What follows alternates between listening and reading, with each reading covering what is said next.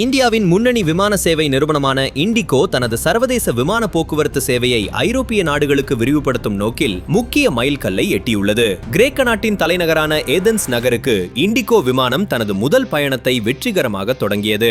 Athens சர்வதேச விமான நிலையத்தில் தரையிறங்கிய இண்டிகோ விமானத்திற்கு அந்நாட்டு விமான நிலைய விதிமுறைப்படி சிறப்பு வாகனங்கள் மூலம் பாதுகாப்பு மற்றும் வழிகாட்டுதல் வழங்கப்பட்டு உற்சாக வரவேற்பு அளிக்கப்பட்டது. கடந்த 2020ஆம் ஆண்டுடன் ஒப்பிடுகையில் மிக குறுகிய காலத்தில் இண்டிகோ நிறுவனம் அடைந்துள்ள இந்த அபரிமிதமான வளர்ச்சி இந்திய கார்ப்பரேட் துறையின் வலிமையை உலகிற்கு பறைசாற்றுவதாக சமூக வலைதளங்களில் பாராட்டுகள் குவிந்து வருகின்றன.